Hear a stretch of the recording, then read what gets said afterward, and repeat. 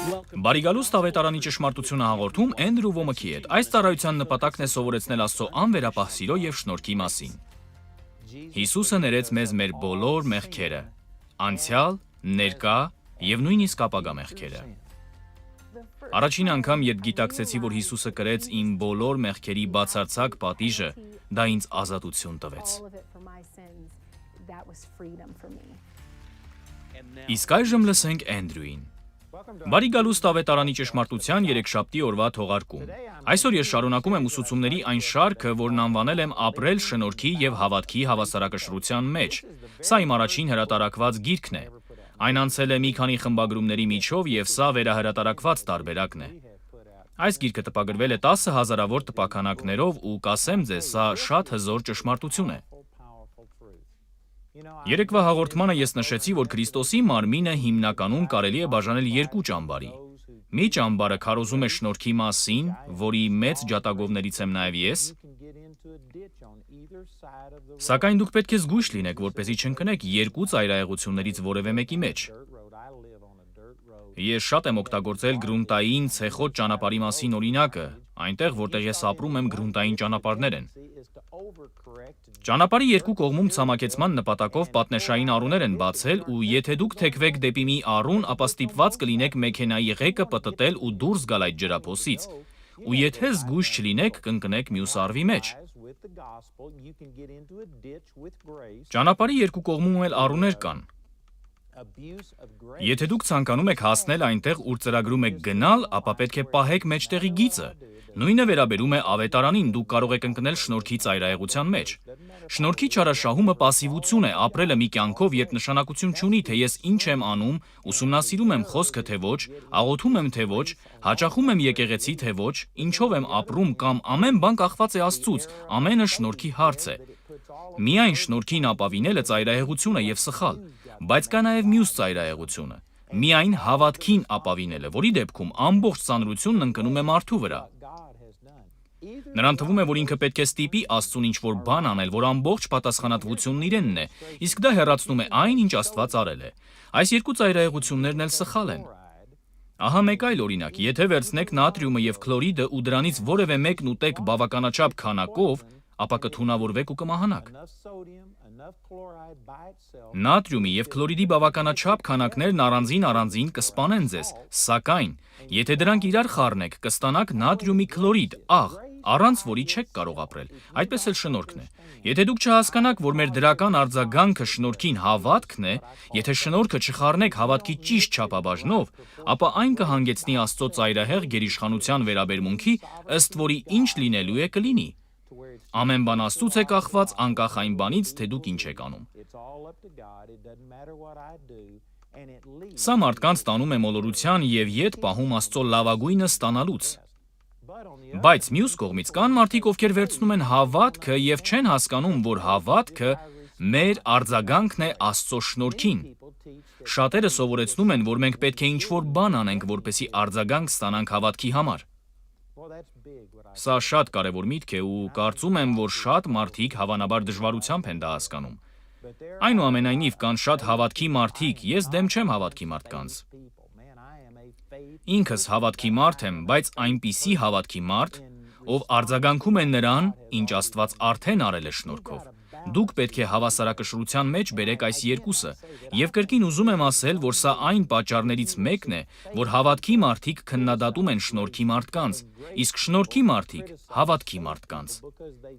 Որովհետեւ նրանք վերցնում են մի ճշմարտությունը եւ այն հասցնում ծայրահեղության։ Թույլ տվեք այստեղ մի արմատական պնդում անել, որն իմ համոզմամբ բացարձակ ճշմարիտ է։ Ամբողջ սխալը կամ մոլորությունն այն է, որ մարդիկ վերցնում են մի ճշմարտությունը եւ այն հասցնում ծայրահեղության, ընդհուպ մինչեւ մյուս ճշմարտությունների բացառման։ Սա կարևոր պնդում է։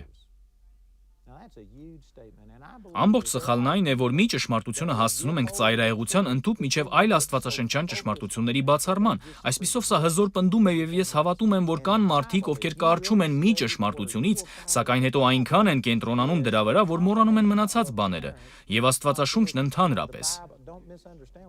Եթե դուք իսկապես ուսումնասիրեք խոսքը, կհայտնաբերեք, որ Աստվածաշունչն ակներև հակասությունների համադրություն է։ Այժմ իմ խոսքերը սխալ մի հասկացեք, Աստվածաշունչը չի հակասում ինքն իրեն։ Աստվածաշունչը կատարյալ հավասարակշռության մեջ է։ Ես հավատում եմ, որ այն սովորական գիրք չէ, այն մի գիրք չէ, որը գրվել է մարդկանց կողմից Աստծո մասին։ Այն մի գիրք է, որը գրվել է աստվածային ներշնչմամբ, գրել են մարդիկ, Սուրբ Հոգուց մղված։ Այն Աստծուց ներշնչված է եւ ես հավատում եմ, որ այն կատարյալ հավասարակշռության մեջ է։ Բայց եթե անփույթ աչքով նայենք, կթվա, որ խոսքում կան հակասություններ, սակայն ըստ էության դրանք կարծես նույն փայտիկի երկու տարբեր ծայրերը լինեն։ Ու եթե դրանք իրար միացնենք, ավելի լավ պատկերացում կունենանք, քան եթե նայենք միայն մեկ ճշմարտությանը առանց նրա առերևույթ հակադրությանը։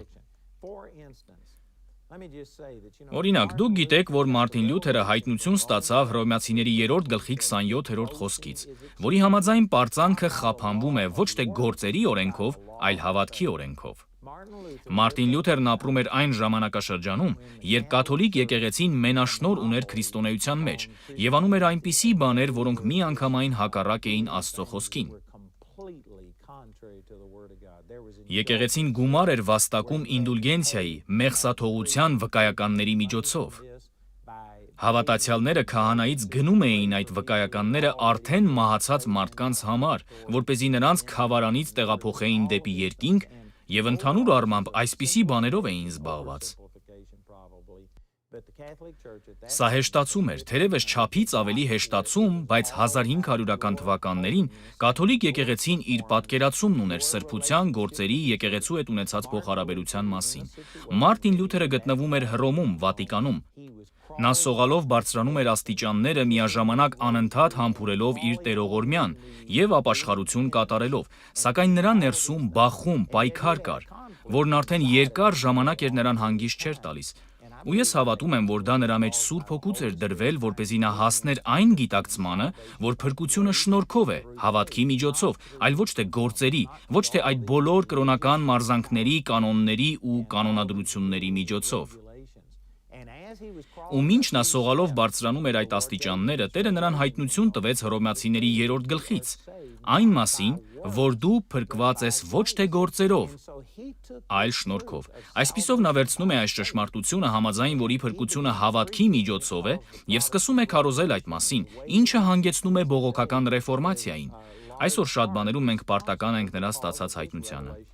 Սակայն մարդիկ վերցրել են հավատքով փրկվելու այս հայտնությունը եւ այն հասցրել այնպիսի ծայրահեղության, համաձայն որի ամեն բան ուղղակի Աստծո շնորհքով չէ, ամեն բան կախված չէ Աստծուց եւ նրանից, թե ինչ է նա ցանկանում, մենք պետք է որոշակի բաներ անենք Աստծուց որևէ բան ստանալու համար։ Ես հաստատ չեմ կարող ասել, բայց կարծում եմ, որ հարյուրավոր, եթե ոչ հազարավոր մարդիկ Աստծո խոսքից վերցրել են հավատքի մասին ճշմարտությունները եւ դրանք հասցրել այնպիսի ծայրահեղության, որ նրանց համար դժվար է հասկանալ, որ Աստված շնորհքով ամեն բան արդեն ապահովել է։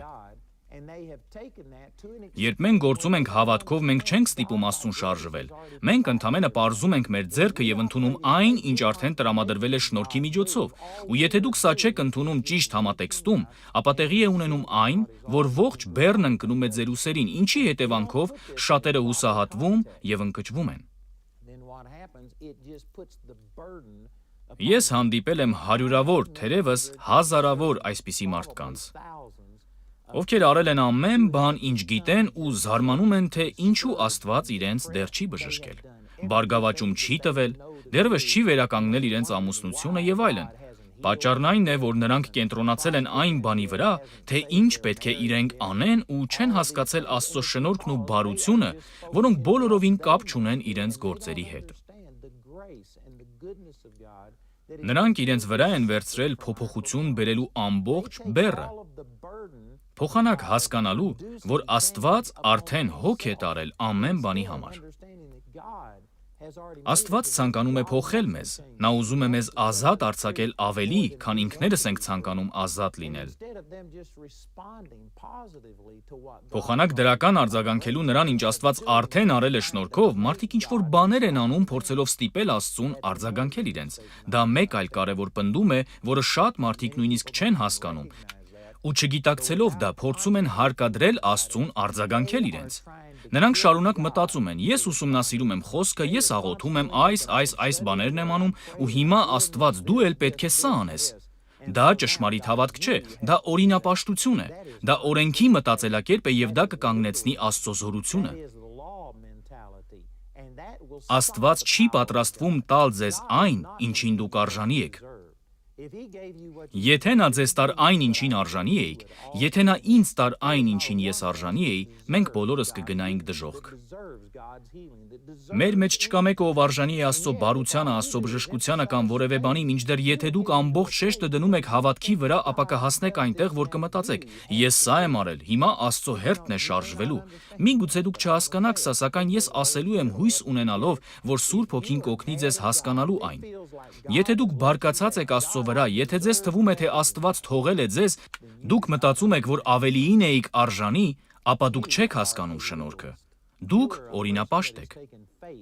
Դուք մի մարդ եք, ով հավատքը ծայրահեղության է հասցրել, եթե ձեզ թվում է, որ դուք հավատացել եք ու դա չի գործել, եւ այդ մարդը չի բժշկվել ու մահացել է, ձեր ֆինանսները չեն ավելացել, այն ինչի համար հավատացել էիք Աստծուն տեղի չի ունեցել ու զգում եք, որ դա անարդար է, որ Աստված հուսախաբ է արել ձեզ, ու դուք բարկացած եք Աստծո վրա, ուրեմն դուք դարձել եք օրինապաշտ։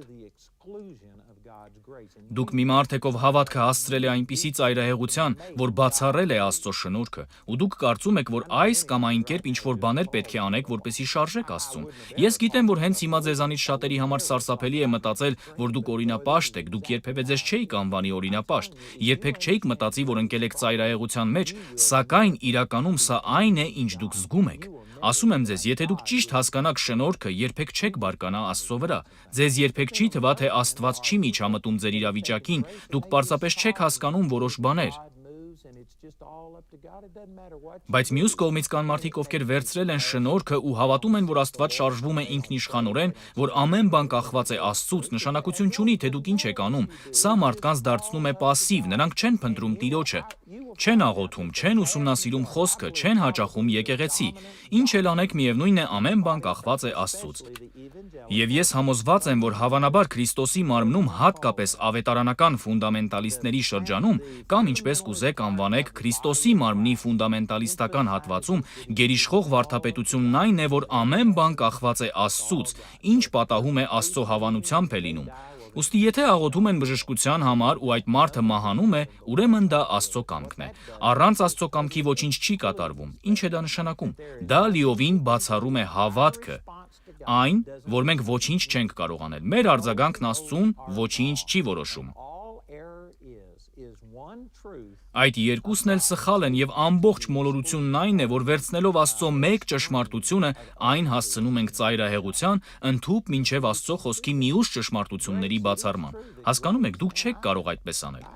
Շնորհքը, ես սիրում եմ Աստծո շնորհքը, այն վերափոխեց իմ կյանքը։ Ես քարոզում եմ Աստծո շնորհքը, սակայն կան որոշակի բաներ, որոնք դուք պետք է անեք Աստծո շնորհքն ընդունելու համար։ Օրինակ, թույլ տվեք օգտագործել այս խոսքը Հռոմեացիների 5-րդ գլխից։ Եթե դուք ծանոթ եք Հռոմեացիների թղթին, ապա գիտեք, որ առաջին 4 գլուխները շարադրում են շնորհքի էությունը։ Այն, որ Աստծո շնորհքը գերակշռում է գործերին, ապա 5-րդ գլխի առաջին խոսքն ասում է. Արդ մենք հավատքով արդարացած լինելով Աստծո հետ խաղաղություն ունենք մեր Տեր Հիսուս Քրիստոսի ձեռով, որով ընդունեցինք հավատքով այս շնորհքի մեջ մտնելն էլ, որ նրանում կանգնած ենք եւ պարծենում ենք Աստծո փառքի հույսով։ Ուշադրություն դարձրեք, որ այստեղ ասվում է, որ դուք հավատքով մտնում եք շնորհքի մեջ։ Սա ցույց է տալիս, որ միայն շնորհքով չէ, միայն շնորհքը չէ, որ փոխում է մեր կյանքը, այլ մենք մտնում ենք Աստծո շնորհքի մեջ հավատքի միջոցով։ Հայերեն Աստվածաշնչում թարգմանված մտնել բառը հունարեն մուտքի թույլտվություն բառն է, որը շատ գործածական է մեր առօրյա խոսքում։ Եթե դուք ցանկանում եք մտնել կինոթատրոն, ֆիլմ դիտելու, ապա պետք է ունենաք մուտքի թույլտվություն։ Այսինքն պետք է գնաք եւ տոմս գնեք ու նոր մտնեք դահլիճ։ Աստծո շնորհքի մեջ մտնելու համար պետք է ունենաք թույլտվություն։ Հավատքը այն է, ինչը թույլ է տալիս մեզ մտնել Աստծո շնորհքի մեջ։ Այժմ ճշմարտությունն այն է, որ Աստված ամեն բան շնորհքով ապահովել է մեզ համար։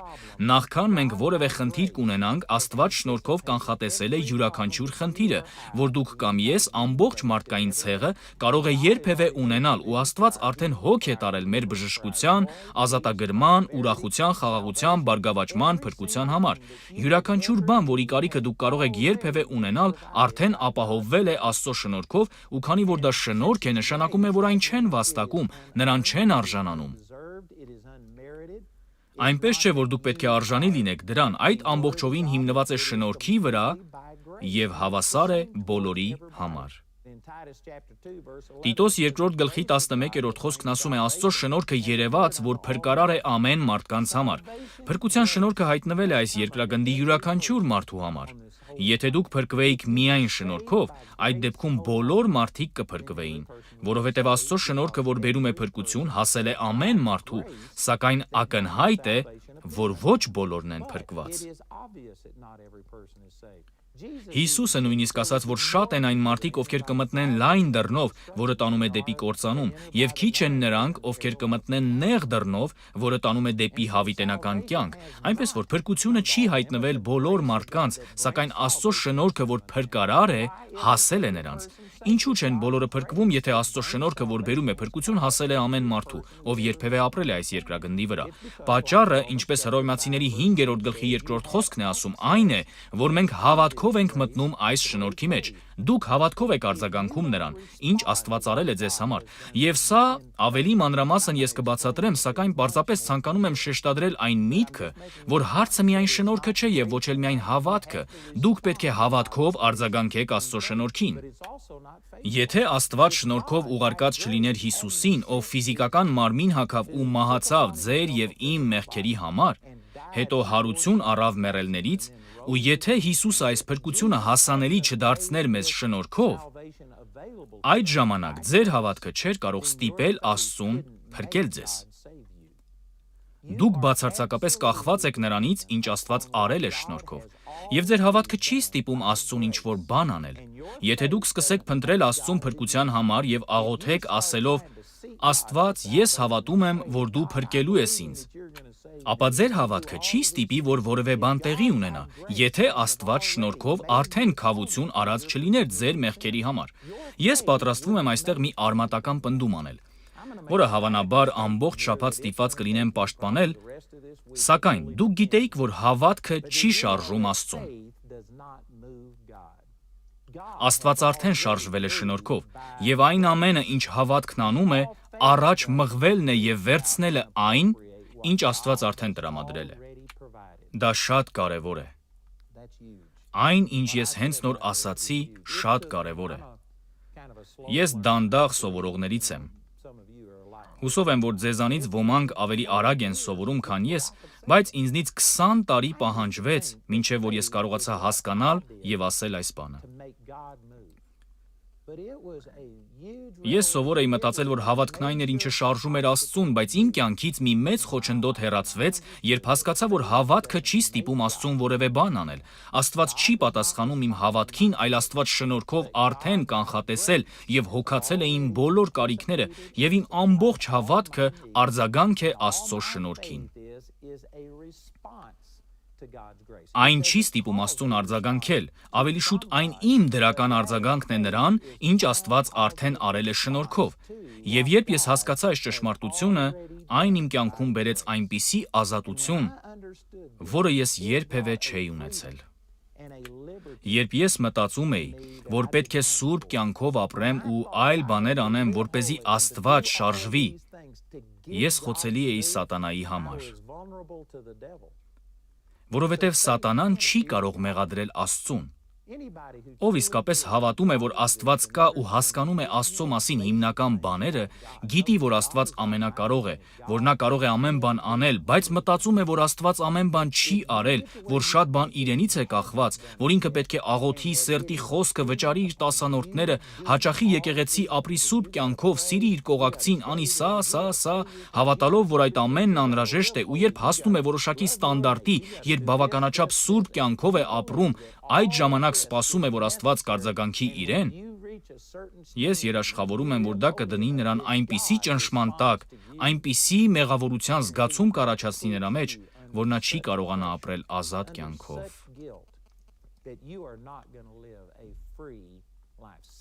Սատանան եղբայրների չարախոսն է, նա չի կարող մեղադրել Աստծուն, բայց կմեղադրի ձեզ, ու եթե դուք կարծում եք, որ պետք է այդ բոլոր բաներն անեք Աստծուն շարժելու համար, ապա սատանային ընդամենը հարկավոր է մի փոքր հետաքննություն, ու ես երաշխավորում եմ, որ նա թերություններ կհայտնաբերի ձեր կյանքի որոշ բնագավառներում, ու դուք կընկնեք դատապարտության տակ։ Հենց հիմա այս հաղորդումը բազմաթիվ մարդիկ են դիտում, ովքեր հավատում են, որ Աստված ունի զորություն բավարարելու իրենց կարիքը, սակայն կասկածում են, որ Աստված կօգտագործի իր զորությունը, որովհետև իրենց սրտում գիտեն, որ ամեն բան չէ, որ կատարյալ են անում, ու ես գիտեմ, որ ձեզանից ոմանք համաձայն են ինձ հետ։ Բայց նոր կտակարանն այդպես չի գործում, այն հիմնված է շնորհքի վրա։ Այն հիմնված չէ ձեր գործերի եւ ձեր բարության վրա։ Բայց միթե դա նշանակում է, որ մենք ոչինչ չունենք անելու, ոչ, հավատքը մեր արձագանքն է Աստծո շնորհքին։ Ես փորձում եմ հիմք դնել այն բաների համար, որոնց մասին ցանկանում եմ խոսել։ Մենք այս թեմային կհատկացնենք մի քանի շաբաթ։ Սա մի բան է, որը վերափոխել է իմ կյանքը, ու կրկին միգուցե ես չօգտագործեմ այս տերմինաբանությունը շնորհք եւ հավատք, ու միշտ չդնեմ դրանք այս համատեքստում, սակայն սրանք այնպիսի սկզբունքներ են, որոնք ես օգտագործում եւ կիրառում եմ իմ կյանքում ամեն օր։ Եթե դուք չեք հասկանում, թե որն է Աստծո մասը եւ որն է ձեր մասը, եթե դուք գեր շեշտադրեք ձեր մասը ու մտածեք, որ ձեր վրա է ընկած ամեն բան անելու բեռը, ու դուք պետք է ինչ-որ բան անեք Աստծուն շարժելու համար, ապա դուք կդառնաք հյուծված, հուսախաբված, պարտված քրիստոնյա։ Ցավոք, այդպես ապրում են շատ մարդիկ։ Մյուս կողմից, եթե դուք ասում եք, որ ինչ էլ անեք նշանակություն չունի, որովհետև Աստված գերիշխան է, ամեն բան նրանից է կախված, ինչ որ լինելու է կլինի, այդ դեպքում սատանան ձեր ընթրիքն էլ կուտի, պայուսակն էլ կքրքրի, որովհետև դուք իրականում ունեք որոշակի պարտականություններ, դուք պետք է ձեր մասն անեք։ Դուք մտնում եք Աստծո շնորհքի մեջ հավատքով, Հռոմեացիների 5:2, եւ ես կփորձեմ գիծ քաշել ու տալ հասկացողություն այն մասին, թե որն է Աստծո մասը, ինչպես ենք մենք արձագանքում դրան, ինչպես են այդ երկուսն իրար հետ համատեղվում, պետք է լինի ճշգրիտ համադրություն։ Գիտեք, այս գրքի կազմին կշեռք է պատկերված։ Եթե նրա նժարներից մեկի վրա ինչ-որ բան դնեք, այն կիջնի ու դուք պետք է այն հավասարակշռությամբ բերեք։ Այս օրինակը բերելու պատճառն այն է, որ կա ճիշտ համադրություն Աստծո արածի եւ ձեր անելիքի միջև։ Եթե դուք չափից շատ շեշտադրեք ձեր մասը, կկանգնեցնեք Աստծո շնորհքը ձեր կյանքում։ Դուք միայն կհավատաք, որ կստանաք այն, ինչին արժանի եք։ Բայց մյուս կողմից, եթե դուք չափից ավելի շեշտադրեք Աստծո շնորհքը ու մոռանաք, որ Աստծո շնորհքի մեջ մտնում եք հավատքի միջոցով, այդ ժամանակ դուք հավասարակշռությունից դուրս կգաք։ Այս երկուսի միջև պետք է լինի ճիշտ փոխհարաբերություն, ու սա այն է, ինչի մասին մենք սկսում ենք խոսել, եւ ինչպես ասացի, սա կյանք փոխող ճշմարտություն է։ Այն վերափոխել է իրականում իմ կյանքը, եւ ես հավատում եմ, որ այն իսկապես կօգնի ձեզ։ Բարի գալուստ Էնդրու Ոմքի ծառայություն, մի փոքր ակնարկ այն մասին, թե ինչպես է ձեր համագործակցությունը Էնդրու Ոմքի ծառայության եւ Խարիս Աստվածաշնչյան քոլեջի հետ, աշակերտներ բարձրացնում ամբողջ աշխարհով մեկ։ Այդ աշակերտներից մեկն էլ Ջուլիան Հարթմանն է, ով բժշկվեց ֆիբրոմիալգիա հիվանդությունից, լսելով դու արդեն ստացել ես այն ուղերձը, նա հասկացավ, որ պետք է հռչակի Աստծո խոսքը իր ախտանիշների վրա։ Եթե իմ շները կարողանային խոսել, ապա ինչ վկայություն կտային։ Ես քայլում էի այդ միջանցքներով ու ասում Հիսուսի անունով դադարիր թմրել, թմրություն, դու մեռած ես, դուրս եք իմ մարմնից հիմա Հիսուսի անունով, դուրս եք իմ մարմնից, ցավ, մեջքի ցավ, դուրս իմ մարմնից։ Այսօր Ջուլիանը լիովին բժշկված է ֆիբրոմիալգիայից եւ նրա պատմությունը ներշնչել է անթիվ մարդկանց հայտնաբերել Աստծո բժշկարար զորությունն իրենց համար։ Ջուլիանի բժշկության ողջ ճանապարհորդությունը ծանոթանալու համար այցելեք awmi.net։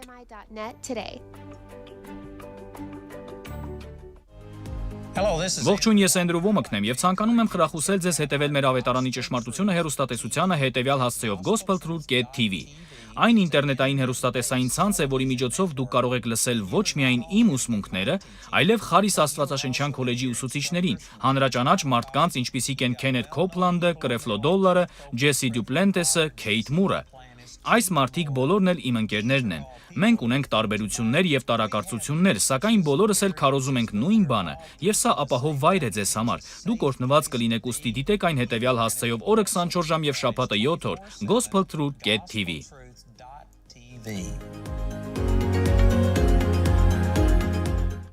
Ես խրախուսում եմ ձեզ այցելել մեր կայքի ներքին պատմություններ բաժինը։ Ես հարցազրույց եմ անցկացնում մարդկանց հետ ու այս ամիս իմ հյուրերն են Դեյվ եւ Մարիան Ռիֆելները։ Դեյվը 44 տարվա ոսկրաբույժ է, լսելով իմ ուսմունքը Աստված ցանկանում է, որ դու առողջ լինես թեմայով, նա հայտնաբերում է, որ ինքն ունի իշխանություն։ Այդ իշխանությամբ նա խոսում է եւ տեսնում, թե ինչպես է Ալցհեյմերի հիվանդությամբ տառապող կինը բժշկվում։ Վերջինս լիովին առողջանում է եւ վերադառնում տուն, իսկ Դեյվն այնքան օրհնված է լինում, որ թողնում է իր 44 տարվա գործունեությունը, գալիս եւ սովորում Աստվածաշնչյան քոլեջում, իսկ այժմ նա ծառայում է մարդկանց, առաջնորդում նրանց դեպի Տերը։ Սա օրհնություն կլինի ձեզ համար, այնպես որ այցելեք մեր կայք awmi.net եւ մտեք ներքին պատմություններ բաժինը։ Շնորհակալություն, որ դիտում եք Ավետարանի ճշմարտությունը Էնդրու Ոմըքի հետ։ Համոզված ենք, որ դուք օրհնված եք ձեր լսած ուսմունքով։ Դուք կարող եք այցելել մեր awmi.net կայքը օրը 24 ժամ եւ շաբաթը 7 օր։ Դուք կգտնեք ոչ միայն այսօրվա հեռարձակման նյութերը, այլև անվճար նյութեր դիտելու, լսելու եւ ներբեռնելու համար։ Դուք կարող եք դիտել ավելի քան 16 տարվա Ավետարանի ճշմարտությունը հաղորդման թողարկումները, լսել ավելի քան 14 տարվա ռադիոհաղորդումները եւ անվճար ներբեռնել Էնդրյուի գրեթե բոլոր ուսմունքները թե ձեր, թե ուրիշների համար։ Եթե ուզում եք էլ ավելի խորապես հասկանալ Աստծո խոսքը, ինչու չմտածել Էնդրյուի Խարիս Աստվածաշնչյան դպրոց ընդունվելու մասին։ Բացի մեր հիմնական տարածքից Կոլորադոյում, մենք ունենք այլ դպրոցներ աշխարհի տարբեր մասերում։ Եթե դուք չեք կարող հաճախել այն ձեր բնակավայրում, մենք ունենք նաև առցանց Խարիս Աստվածաշնչյան դպրոց, որի միջոցով դուք կարող եք սովորել ամենուր ձեր նախընտրած ժամերին։ Ավելի շատ ինֆորմացիա ստանալու համար այցելեք 3w.awmi.net կայքը։ Ուզում եմ շնորհակալություն հայտնել Ավետարանի ճշմարտությունը դիտելու համար, ուզում եմ տեղեկացնել, որ մենք ունենք բազմաթիվ նյութեր, որոնք կարող են օրհնել ձեզ եւ ծառայել ձեզ։ Դուք կարող եք գտնել դրանք մեր awmi.net կայքում եւ որ երկրում էլ լինեք, մենք ունենք գրասենյակներ ողջ աշխարհով մեկ։ Մենք ունենք 14 օտարերկրյա գրասենյակ, բայց դուք կարող եք ստանալ նյութեր օրը 24 ժամ եւ շաբաթը 7 օր մեր կայքից։ Դրանում դուք կգտնեք մեր գրասենյակների հասցեները եւ այլ տեղեկություն, որը կարող է իրական օրհնություն լինել ձեզ համար։ Հիշեք awmi.net բազմաթիվ նյութեր օրը 24 ժամ եւ շաբաթը 7 օր։ Այնպես որ օգտվեք դրանցից, մեր կայքն օրհնություն կլինի ձեզ համար։ Էնդրու Ոմըքի ծառայությունն ունի գրասենյակներ ողջ աշխարհում, որտեղ էլ դիտեք Ավետարանի ճշմարտությունը հաղորդումը, դուք կարող եք կապ հաստատել մեր ծառայության հետ։ Մոտակա գրասենյակը գտնելու համար այցելեք 3w.awmi.net կայքը եւ սեղմեք կապ մեզ հետ բաժինը։ Անպայման միացեք մեզ ամեն օր նույն ալիքով դիտելու համար Ավետարանի ճշմարտությունը հաղորդումը Էնդրու Ոմըքի հետ։ Գիտեք, ես հավատում եմ, որ մենք ունենք երկրագնդի ամենալավ հեռախոսային կենտրոնը։ Ամեն օր մենք վկայություններ ենք ստանում այն մասին, որ մարդկանց կյանքեր են փոխվում։ Եվ մենք ամսական միջինում 36,000-ից 37,000 հեռախոսազանգ ենք ստանում։ Դա հսկայական թիվ է, սակայն առանց մեր գործընկերների մենք դա չէին կարող անել։ Գործընկերներ, դուք այն մարդիկ եք, ում շնորհիվ սա տեղի է ունենում։ Այդ հեռախոսազանգերին պատասխանող մարդիկ վճարվող աշխատողներ են։ Ու սա մի ծառայություն է, որն ամեն ամիս հազարավոր մարդկանց կյանքերի է դիպչում, ու ես ցանկանում եմ, որ դուք որպես գործընկեր իմանաք, որ այս բանում դուք մեծ մասնակցություն ունեք։ Անչափ շնորհակալ ենք այն ամենի համար, ինչ դուք արել եք, եւ շնորհակալություն Էնդրու Ոմըքի ծառայության օգնության գծի մի մասնիկը լինելու համար։ Մեր ընկերների եւ գործընկերների աջակցության շնորհիվ Խարիս Աստվածաշնչյան քոլեջը կարողանում է Ավետարանը հասցնել ավելի շատ մարդկանց մեր շինարարության փուլ 2 ծրագրի մշտական ընդլայնման միջոցով։ Շինարարության փուլի վերաբերյալ վերջին տեղեկությունների համար այցելեք awmi.net կայքը։